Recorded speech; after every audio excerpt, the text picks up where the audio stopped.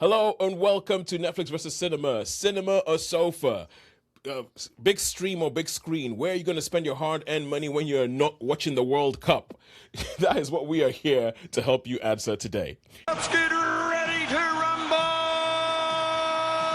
My name is Tosin and I'm the host of the show. I'm based up in a place called Bromsgrove in the middle of the United Kingdom, near Birmingham, the second city. And joining me, as always, on the Isle of Wight is Sean Harris. Hello there. Yes, and joining us from London, our London correspondent, who I have made sit in a sweltering room because I do not like the sound of fans and AC things ruining my recording, my precious recording. It is Holly Nesle. It is. Hello, I love you too. Thank you for making me roast. I love you. I love you immensely, Holly. We love you. I love you. Yeah, The London correspondent. Yeah, you'll be at my funeral when I die of heat exhaustion. Sounds like a Graham Greene novel. The London correspondent. Well, I'll tell you what, Holly. I am keeping a very close eye on your face on this call as we are recording. I'm keeping a very close eye on your face, and if you start getting redder, I have like a red, I have like a red thing. So at the moment, I'm sure you guys can see the background of what we're recording, and it's red. When your face starts looking a little bit like the background, the red background that we have, I'm telling you to put that AC on. Put that AC back on. To be fair, the red does reflect on my face, so it is. I'm actually not even red. My nails, which look quite purple, are mostly grey, just as a point of contrast. So the red is reflecting onto my face and making me look healthy or something. Healthy. You've been on holiday. Let's go with that. You've been on holiday. So I mean, okay, it's been a week since we recorded, and I think with the World Cup, it seems like so much happens in the week in between recording. I'm just kind of like, I'm like, oh my God, it was only last week that I was talking about, oh, you know what, we need England to stay in, because while we were recording, England were playing DRC, and we had like a whole bunch of things of Sean being on a delay and Sharon celebrating before Sean figured out what the score was. And I was talking about how if England weren't in, I'm running an event this weekend in Bromsgrove, and if England aren't in, that event is probably going to flop. And I mean, just so much stuff is going on. As Holly, we're talking about Donald Trump inserting himself into football. I like the World Cup. I like that it goes to new places, but I cannot wait for it to leave America because there is some nonsense. But also. Sure, I was talking about how the event might flop. So on early Monday morning, England have their absolute nail-biting classic World Cup game against Mexico. They win it 3-2, and Monday, the rest of Monday, we had the biggest day of ticket sales because showing the quarterfinal is going to be one thing. We sold like 60 tickets in one day. I was like, that's over 10% of the tickets available in one day. Yeah, and but anyway, besides I was really lucky it was delayed an hour because it was delayed an hour, at 4:00, so I managed to catch nearly all the second half because I wake up early. I woke up around about 4:30 to look at my phone and go, what the heck? Go on. I was like, what the heck? What is going on? But yeah, it was all good. But anyway, enough about that. Apart from the World Cup, which I know, Sean, you have been watching, and even Holly, you've been getting into. Mm-hmm. Yeah, and we just had a chat about how much Egypt were robbed against Argentina because, well, let's just say it makes you believe in conspiracy theories. Yeah, Sean, what else have you seen? What have you seen in the cinema? Okay, I haven't seen anything in the cinema this week. I haven't had a chance, and there hasn't been, to be honest, on the island, there hasn't been much that on. The only new thing that I could have gone and see was The Invitation, but the times didn't match up, so I didn't get the Invitation. It's one of those things where there was a film released a couple of years back called The Invitation. I think this one's called The Invite, but I keep getting confused. I keep getting confused as to which one is which. Yeah, well, The Invitation was vampires. So wait, Sean, does that mean that you did not fancy going to the cinema to watch Minions and Monsters? Yeah, probably. What's wrong with Minions? You don't want to go. Well, no. I find them a little bit irritating, really. I mean, I love Toy Story, but those Minions I find irritating as hell. No, Sean, what is irritating about hearing "oh banana" for 2 hours? What's irritating about that? I don't get where you're coming from. Okay, cool. So there's that, and I think there's the Invite and Holly. Anything in cinemas? Oh. All right, cool. Nothing. And so with the World Cup, with the World Cup being on, I feel like some people have decided to go a bit left field and release the weirdest stuff in cinema. So I went to see a film that is called Nirvana, the band, the show, the movie. That is the full entire title of this film. Nirvana, the band, the show, the movie. And yeah, I saw that because I was like, it's left field, and it's the kind of thing that if I don't go see it in the cinema now, even though I don't think it's my cup of tea, I don't know when I will see it because I'm not sure which streaming platform will pick it up if any. So I went to see that. Okay, what about at home? What have we seen at home in the last week? Okay, well, for me, I've seen on Amazon, I saw it because it was highly rated. It came up on like the top 10, one of the top 10 ones was The Last Stand of Ellen Cole. That was on Amazon.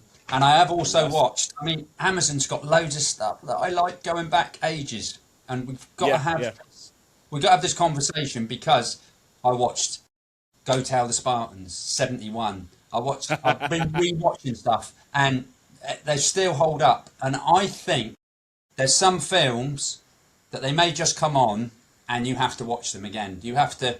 I mean, 100%. I thought I'll watch the first 5 minutes or I'll watch this little bit. I end up watching the 100%. Whole damn thing. And there's films that you just think, I'm never ever going to bother with that again. So, I mean, we was having this conversation. There's films you can watch again and again and again, doesn't matter how many times they come on, and films that you can't. It's actually quite funny, right? Because I agree with you. I agree with you with that. Because I remember, for me, I don't think there's films I would watch, and I would not put them on myself to watch again. So versus Sound of Music, I don't think I would actually go put Sound of Music on and watch it again. But if I ever catch Sound of Music on TV while it's playing, I'm probably there for the next 3 hours. Great Escape, always. I must have seen that over the bank holidays. I don't know how many times I've seen The Great Escape. I don't know how many times I've watched each of the Jurassic Park films, but it is many. Many. You just start, don't you? Think, I just watched the start, and you end up watching the whole damn lot. Hang on a second. Is this including the Jurassic World films? Yeah. You know Okay. me, I'll do anything repeatedly, and I know. all that. You're there for the dinosaurs, and at least the dinosaurs always look cool. That's what I'll say. And at least some of the dinosaurs always win. T-Rex, anyway, always wins. Oh, the T-Rex, yeah. Good old T-Rex. The T-Rex is the T-Rex is the Mary Sue of the Jurassic Park films. But I'll tell you what's interesting. Actually, I'm going to look. When we're talking about that, I'm going to have to see if that film Primitive War's on any streaming platforms. You know, the one I talked about? Yeah, Vietnam, the Australian one. I saw in Thailand, yeah. Vietnam movie meets Jurassic Park. Yeah. I'm going to have to check that. Yeah, I know if it does, because I want to watch it. Primitive War, Holly, have a look, see if you can catch Yes. that. It starring Ryan Quanten, who you might recognize from True Blood, which is Yes. True Blood is. I know it's weird. I actually think that True Blood is one of those TV shows that's like a great, brilliant TV show that people seem to have forgotten about. Like there was a time when it was all the rage, but anyway. Sorry, carry on. We're just rambling here now. Yeah, I'm just going to say this one thing that when you say, I love it when you say, you remind me of Troy McClure in The Simpsons when it goes, you may remember it. Troy McClure goes, remember me from such things as Luke, and that's brilliant. And you even had that little room. You may remember him from, yeah. So Troy McClure. So hey, you've got a good name. You've got not Scaramanga. That was thing. Mr. Big from Live and Let Die. What's his name? Yeah. Yaphet Kotto, Mr. Big. Play Mr. Big or Katanga. From that picture, yeah. And you've got the Troy McClure from The Simpsons. You may have seen. It's like, hi everybody, I'm Troy McClure. You may remember me from such things. Oh man, yeah, that was Phil Hartman. He was voiced by Phil Hartman. Phil Hartman voiced a lot of random. If there's a Simpson character that you love that isn't a big Simpson character, he was probably voiced by Phil Hartman before he got shot. What was I going to say? It was another one that you just reminded me of when you were talking about. You said Troy McClure. You said what did you say that I spoke about last week? That being Live and Let Die, the Mr. Big. That was it, Mr. Big. And I have to say, Yaphet Kotto as Mr. Big, or as Yaphet Kotto as Katanga pretending to be Mr. Big. If you've seen Live and Let Die, it makes sense. he has for me the best response of any bad guy ever for the first time they meet James Bond, and that's because he meets James Bond played by Roger Moore, and and Roger Moore does his whole thing. It's like, hi, he's like, hello, the name's Bond, and Mr. Big just cuts him off and goes, names is for his tombstones, baby. Take the sucker outside and shoot him. I like that photo, and that's my favourite Roger Moore Bond. Yeah, and I was just like, his first one, yeah, and I was just kind of like, when I heard that, I was like, names for tombstones, baby. I was like, yes, finally, finally. Yeah. And it's like, okay, cool. Anyway, let's kick off. Let's kick off at Well, cinema as we like to. I've seen. We told you you would do this. We told you you would do this, Ollie. I don't think I've talked about it. Jaws 3. Have I talked about Jaws? You've spoken about Jaws 3 last year. I will tell you what you haven't spoken about, Harlan Coben. Oh. I will kill you, or I will find you, or something like that, or something. Yeah, that Essentially, one. Harlan Coben that doesn't have Richard Armitage in it. Yes, it's very confusing. All right, cool. Okay, so let's kick off first, and I'm going to talk about Nirvana, the band, the show, the movie. So this is it's a film that is done in sort of like documentary style. And the whole idea is that you have these two guys who've been trying to be they're two Canadian guys. They're comedians, and from what I can understand, they actually had a band, and the name of their band was Nirvana the Band. The name of the band was Nirvana the Band. They had a web series, which I think, yes, Sean, carry on. Yeah, I was going to say, did they cover Nirvana tracks, or were they their own stuff? No. From what I can see from this film, they were their own stuff. Like, so they have a life before this film. They've had a web series about this kind of stuff, and the film is based on the web series. I've never seen the web series. I've never ever heard of these guys before. They're called Jay McCarroll. Yeah, Jay McCarroll and Matt Johnson. One of them writes all the songs in the film, and the other one is the one who actually directs the film. But it's done documentary style. The idea being that you have these two guys these two Canadian artists who have been trying to make it big for ages, ever since they were kids. And they have this whole idea. One of them is, he keeps coming with all these crazy harebrained ideas. I think that, Sean, you might like the Matt character, because he's the one who comes back and he goes, right, okay. And the first thing you see in the film is like, he goes, right, okay, skydive plan. And the other guy's like, what do you mean skydive plan? This is it. We're going to play at the Rivoli. We're going to go to the Rivoli. It's this place in downtown Toronto. And we're going to go there and we're going to get, and the skydive plan, what we're going to do is we're going to climb up to the CN Tower, and then we're going to jump off the CN Tower with parachutes, land in the Sky Dome where there's a baseball game going on right beside the CN Tower. And we're going to tell everybody to come watch our show. And that way we'll definitely get an audience. And he does that kind of stuff. And you can get the idea that his friend is this Jay, is the one he's the sensible one, who's sitting down there going, but how about hang on, wouldn't we die?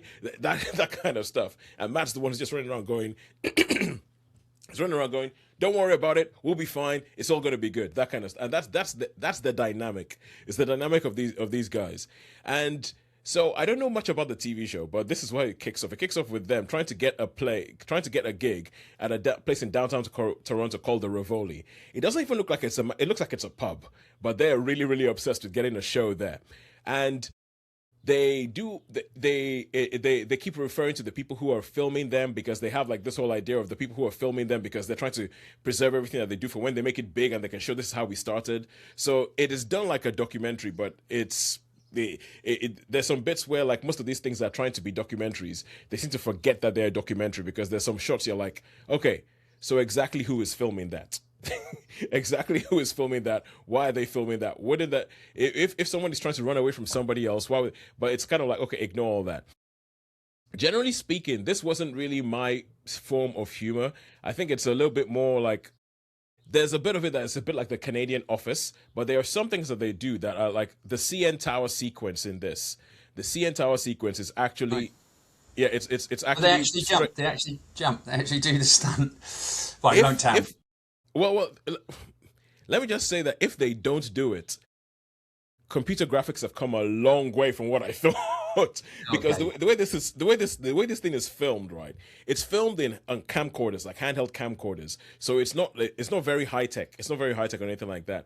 And then there's a bit where this guy comes up with, and for the second half of this film becomes almost pretty much it's almost kind of like a riff for riff rip-off homage to Back to the Future, to the first Back to the Future. So this guy builds a flux capacitor. He has it or I guess they call them in America, the Winnebagos, like the big caravans. It goes up to 88. They go back to 2008, and I think, and all of this stuff is not really spoilers because this is just sort of like crazy stuff in the film. And then these guys have been trying to be banned, have been trying to be a band for so long that they have footage, shots of them in 2008. So you have bits where, like in Back to the Future, where they're interacting with their younger selves, but you can see that this isn't like, they haven't just sort of like de-aged anybody. They haven't got another actor in. That is the same guy, but 16 years younger. And it makes me have questions like, hang on a second, what were they? How long have they been planning this film? All the stuff that they filmed in 2008, did they film it thinking that when they grew older they would do that?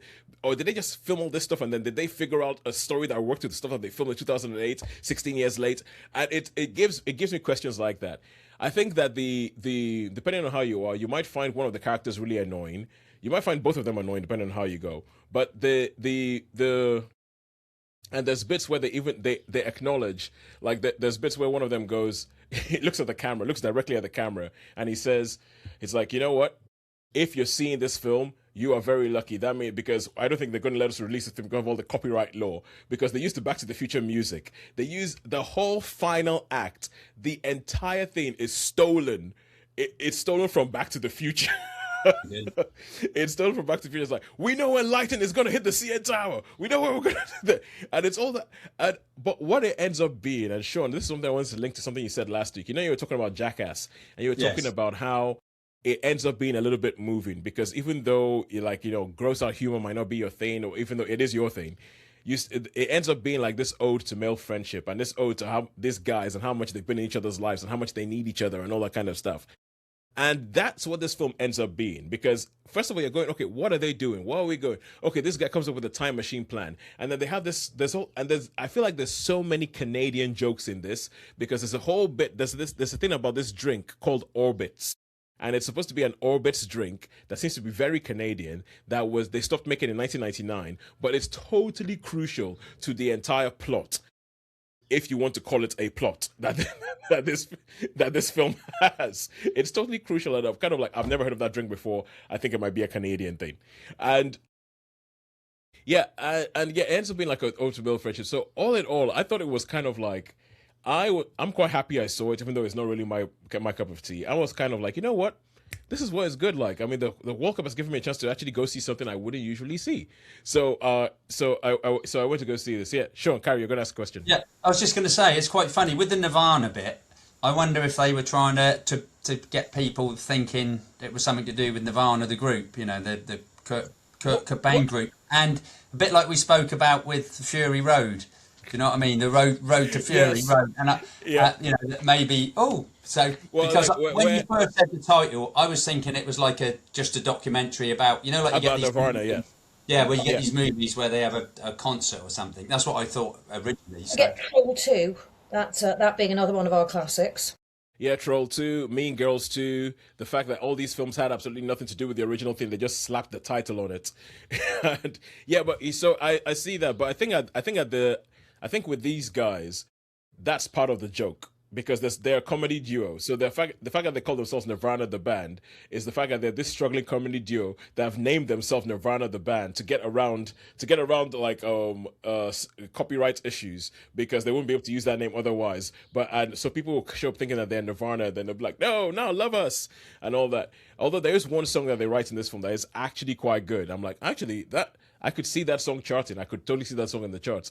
So yeah, and the thing is, it sounds there like I've told you the whole film, but no, there's so much other random crap that happens in this film that fills in the parts and everything like that. So I would give this a 3 out of 5. I'll give it a 3 out of 5, but it is a high 3. But it is a high 3, but no more than a 3.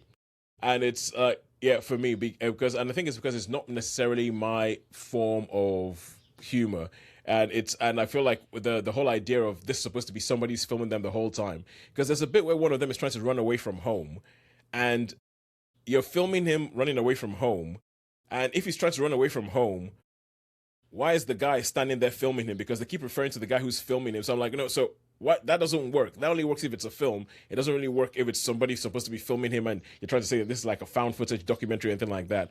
There's a bit where he's running away from home. So he's running away from home in the middle of the night. But there's a shot on a Toronto street of the car driving past. And I'm like, who filmed that? So when you have that sort of central concept, it doesn't quite work, and the fact that they try and hold on to it and all that. But I think it's an oddity. I think Sean, you would like it, and I think we'll see. I think it's. You saying I'm odd? You saying I'm odd, Tosin? No, I'm not saying you're odd. I'm just saying you like odd things. That's right. Yeah, I do. Odd is as odd does. Yeah. So yeah, I would give it a 3 out of 5. No more than that. And as to whether you see it in the cinema, I mean, if you can catch it in the cinema, I'll be shocked if this thing was in the cinema for longer than a week. And I would, if you can, but personally for me, I would say catch it when it comes on TV. The only problem is that there's no guarantee that that's going to happen, and God knows when that's going to be. So yeah, so 3 stars for that. And now let us go over to Sean, and let us go over to talking about things showing up on TV. Prime Video, who have well, I feel like they got lucky by getting Project Hail Mary and getting that in cinemas and doing what it did, because it's now the big banner thing that they have on Prime Video. And I know people who are going to Prime Video just to watch Project Hail Mary. So yeah, but anyway, Prime Video, which is Sean's streaming platform of choice. And you said you had like this just got shown up to you, and you just saw this thing, and it was rated highly, called The Last Stand of Ellen Cole. So what's it about? Tell us about it.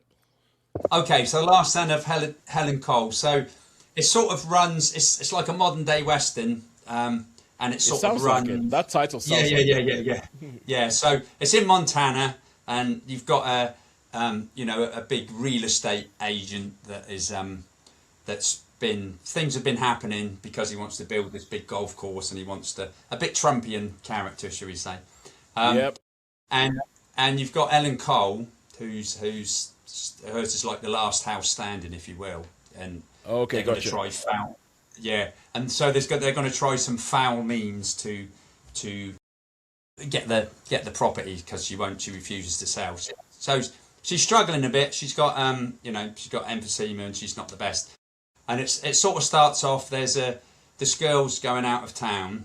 The police catch her, and he says she's a young girl, and they says, look, leave. Where do you want? We'll drop you off somewhere. Oh, I'll go west. So she gets dropped off at this fuel station, and these two, shall we say, not very nice guys, a bit threatening to her.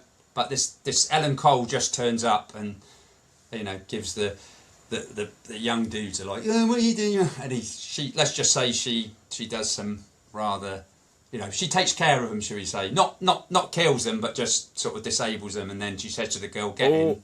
And Are we talking? Are we talking Jerry action with the woman in the lead? Yes.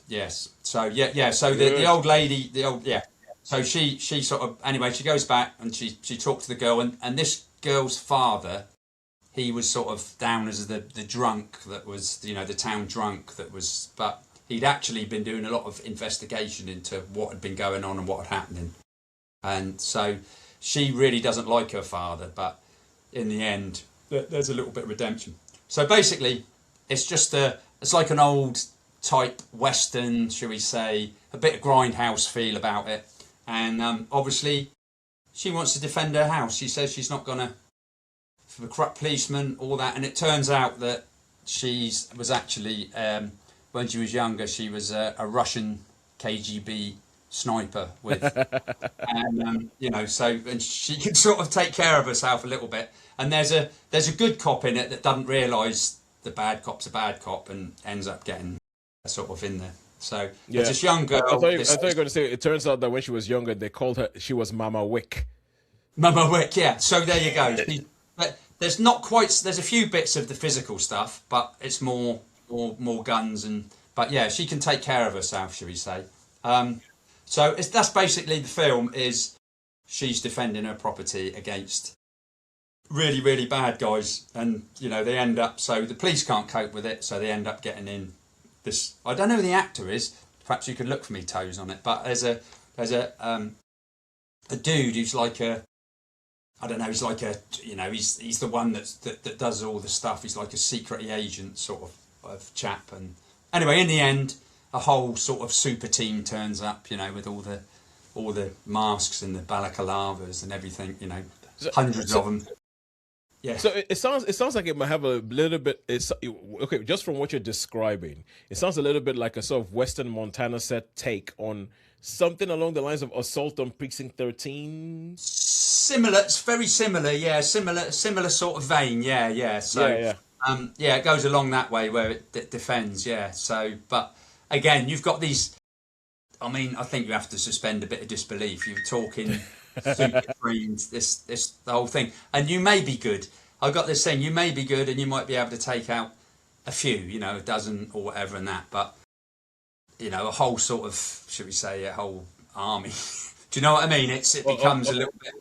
You have, and she sets up traps a bit like Rambo. You know what I mean? So like, there's mines and explosives and all stuff, and I mean, it's all good fun. And if you suspend your disbelief, I guess it's.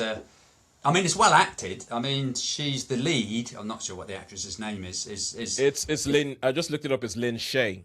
Lynn Shay, who, and I'm going to do my Troy McClure hit thing here. You may remember her from such things as, I think she's in one of those Insidious or Sinister movies. Right. Yes. I don't know which one I don't know which one's Sinister. I don't know which one's Insidious. I really don't. And then I don't know which one's The Haunting. They all look the same to me. But she I know that she's a key character in one of those. Although the first time I ever saw her was in the Farrelly Brothers movie, Kingpin, with Sean, your friend. Yeah, with bowling, with your friend Woody Harrelson and Randy Quaid. Yeah, She plays Woody Harrelson's She plays Woody Harrelson's landlady who he doesn't have money for rent, so he pays her in sexual favors. and that was the first time I ever saw Lynn Shay. And then afterwards, she's actually a really good actress. Yeah. She in this she is. In fact, all the acting's quite good, really. So to be fair, except for the chap, I can't think of his name, but the leader of the bad guy. Well, there's a guy in here who looks like he would be the leader of the bad guys. Yeah. He looks like a cross between young Pierce Brosnan, and Dylan McDermott. He's like his name is Matthew Kevin Anderson. Right. Okay. Yeah. I don't know. I'll see if I can get it up. Anyway, we ain't got time. So yeah, he's yeah. Carry on. Yeah. So that's basically it. So it's a Western movie, sort of slowy pace, builds up, bit of drama, and then you get a lot of the action at the end, which turns out, there's like hidden tunnels and stuff in the home, and so so a cross between, just I mean, it is what it is. It's nothing really special, nothing we haven't seen before, nothing out of the ordinary.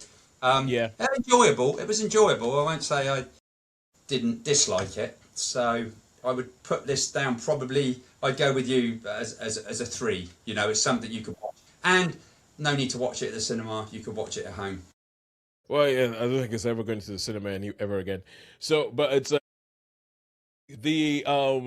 but with that, right? Yeah. So what did you think? So you give it a 3, but you said you watched this because it was very highly rated on Amazon, which means that it was very highly rated on IMDb, because that's where they get the ratings from. Oh, so, right. Okay. Yeah. So what do you think happened there? Why do you think it was so highly rated compared to what you think? It's the middle of the road, it's a 3. Do you know? I don't really know, Toes. I don't know. I couldn't. Because the only reason I'm asking is because I know that you put a lot of stock in the ratings people give things on IMDb. I do. Yeah. I know you put a lot of stock on it because you're like, I don't know why.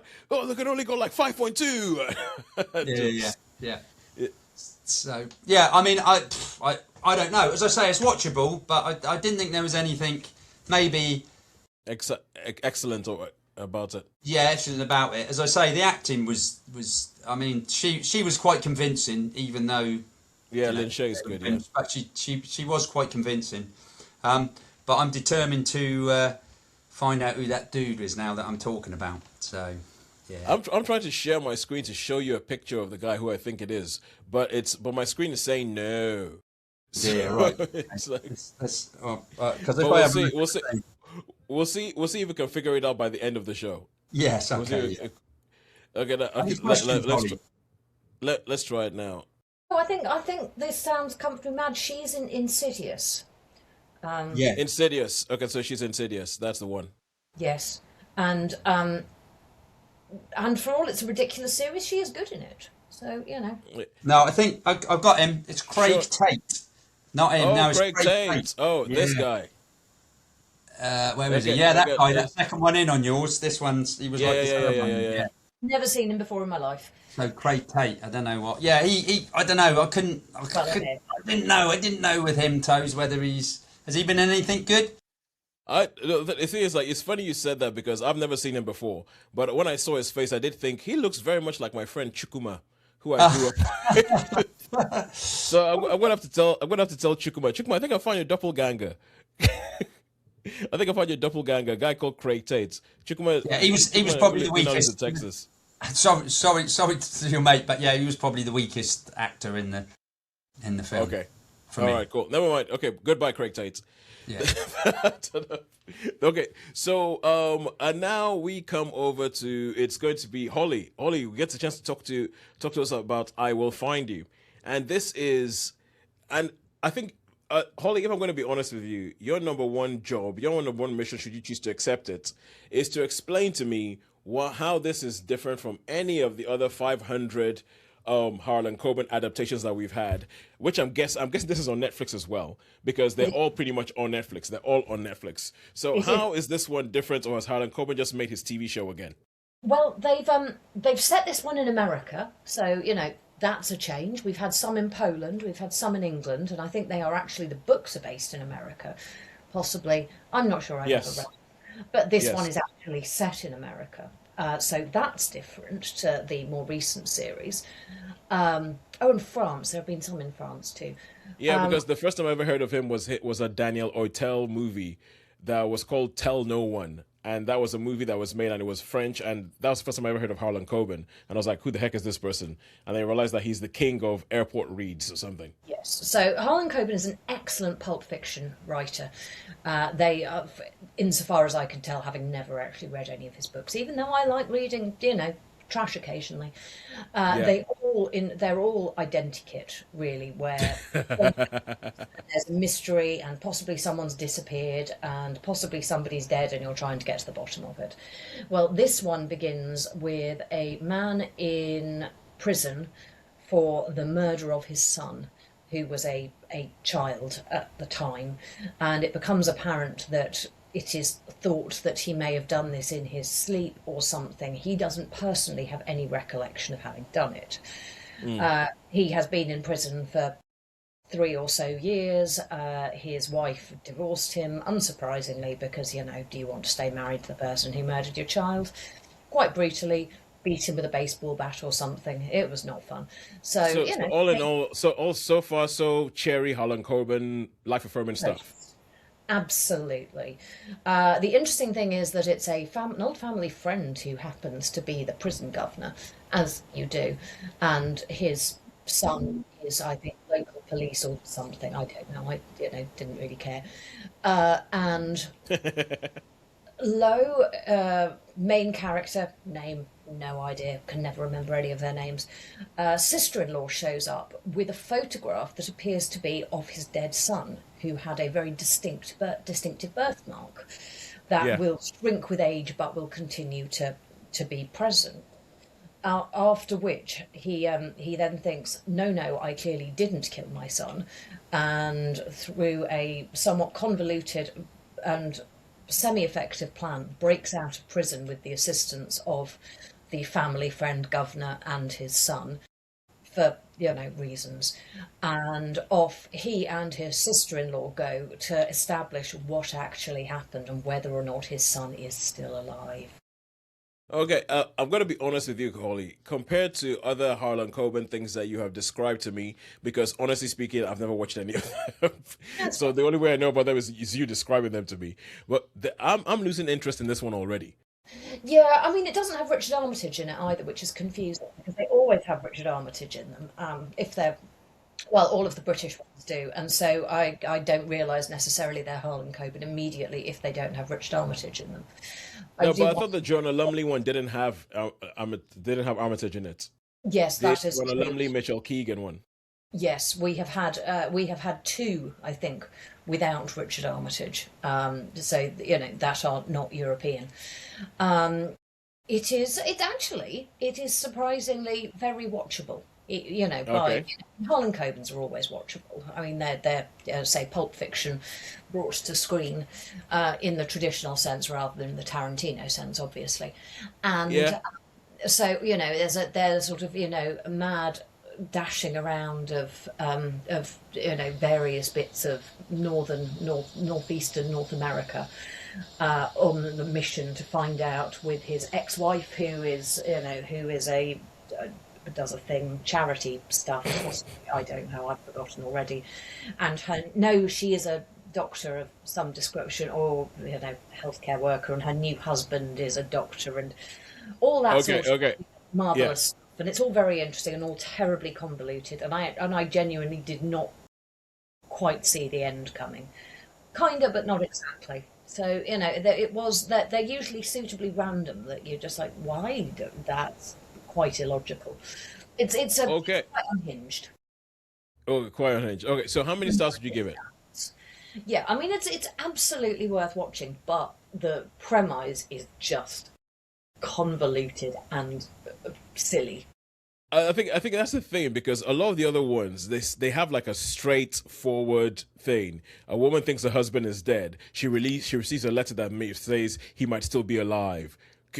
Carry on your chase and everything like that. But this one sounds particularly convoluted. It sounds a bit like, oh yeah, and then the thing happened to the thing, and then the person met up with the other person, and then the hippo walked into the room, and Yeah, exactly. And the police are there, and the FBI are there, but also the police are on your side, but not on your side. And there's a great big conspiracy, and there's all the conspiracies, and it's all terribly, terribly complicated and very, very silly and entirely.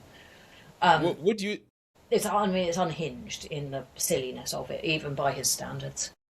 All right, okay. Would you say that Harlan Coben's are they the kind of things that while you're watching them, you're well into them, and then the Yes, second they end, you totally forget they ever existed? yes.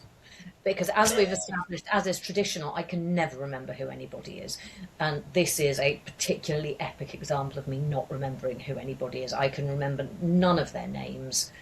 I don't think I could identify. No, there's only one of the actors I could identify. No, two. I tell a lie. There's Actually, I'm looking at the cast list, and I pretty much know everybody in it. Yeah, but I can't But remember. There's Milo, what's his face, who I do always. Ventimiglia, Thank you. Ventimiglia, Ventimiglia from Emilia. Heroes. Vertimilia. Yeah, yeah, Uh, Milia, as I Ventimiglia. and what's her face, who I always think of from oh, what's it called? Madeline Stowe, Britt Lower from Severance, Woman with Logan Browning from what? woman with black hair, Black hair, black woman with black hair, or white woman with black hair? white woman with black hair. Madeline Stowe That really, really, oh yeah. narrows it down. I mean, remember I watched that ridiculous werewolf series where I genuinely didn't know who anybody was because they were all just generic white guy. Have you been watching House of Dragon so far? I am really enjoying it. some I have read the book, so Okay. I know what's coming. Okay, just before we get onto that, okay, first of all, it's nice to see that Sam Worthington is still getting work because Sam Worthington, he of Avatar fame, there were this time when they were trying to put him in everything and really, really make him happen. But it's nice to see that he's still getting work. And number two, how many stars would you give I Will Find You? I'm going to give it 2.75. 2.75 stars for I Will Find You. And I would All definitely right.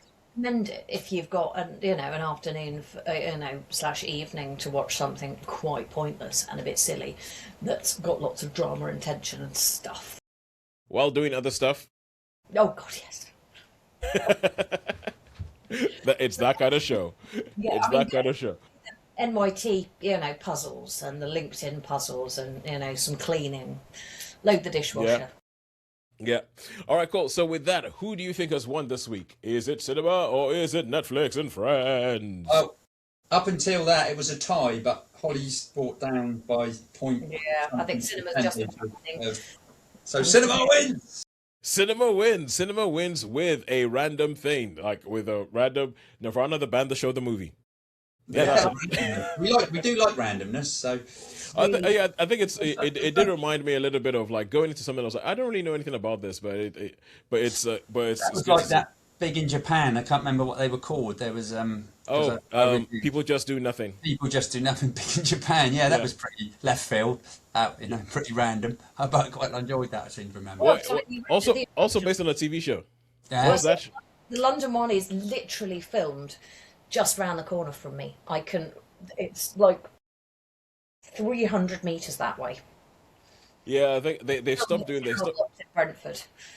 Yeah, they stopped doing that a couple of years ago because everybody went on to bigger things. All right, so I think that might be everything for this week. I'm trying to think if we have had. Oh yes, no, there is one more thing. There is one more thing because obviously we talk about the feedback that we get on this show, and every time anybody, we just want to say, if you listen to this, if you get in touch with us, we love it. We love getting into it. We love the interaction, even though when people are telling us that we're idiots, and even when people go racist, sexist, what you want to call it. We still like the fact we're like, okay, we'll have a chat. We'll have a chat. So and we will read most of it out on the show. We'll read most of it out on the show where we get it. And I think we got one of the best bits of feedback that I have ever seen on one of our YouTube videos, and it's a YouTube video, and it was me talking to Sean about Spicy City last week. I was talking to Sean about Spicy City, and we cut it up to put a YouTube short of this up. And somebody who goes by Robert Jahn, so Robert JAHN -C2C, he just said, whatever you're paying the girls to prepare to be interested, whatever you're paying the girls to pretend to be interested, you need to increase it. with a perfect shot of Holly and Sharon looking so not interested, looking so bored. Looks boredom on both of our faces is truly impressive. It is awesome. But if somebody wants to give me money, I am definitely willing to look interested at things. I'm like, yes, we definitely need to increase the nothing that we are paying the both of you. So while I sit down there and talk about like, some guy who created a TV show, which is essentially a teenage boy's wet dream. That's good. Yeah. Yeah, no, I love that. So Robert John -C2C, whoever you are, we love it. That's probably some of the best feedback I think we've ever received. That's it. Yeah, look at that. That's good. The old photo as well. He's done a good job there, hasn't he? Just a photo of Sharon and Holly looking so bored. And it's all right. So with that being said, I think that's it for this week. Until next week, when I will probably be seeing Minions and Monsters. I've looked at the timings, and I can figure I can take my daughter to go see Minions and Monsters and get back in time to pick my other daughter up. It's. So I think that'll be it for me, and maybe the invite if we can figure the timings out. I don't think there's a lot on, and then after that, I think it will be a struggle for 3 weeks because I'm going to be in Mozambique, Eswatini, and South Africa. Go do that. Go do that, Sean. And I will be the week after next. I am going to be on Lake Garda, as is traditional, and my summer vacation. Yeah, well, and the week after that week, I'm going to be here because I don't go anywhere. This is my bush hat I got. I don't know. I don't really like these type of hats, but. Well, Sean, all I can say is with your complexion and the lack of melanin in your skin, you need to do whatever you can to survive. Yeah. I prefer me cap, but I don't think it's going to be. Yes. Has to be done. Do whatever it is to survive. So until next week, when Minions and Monsters will come in, I will go and watch Banana being said for 2 hours. It is a goodbye from me. Yeah, I'm sure there's something on next week that I will watch because I had a look. So, but anyway, it's a goodbye from me. I'll have a look at Cineworld on my app. Yeah, it's a good one to me. Thank you very much for joining us.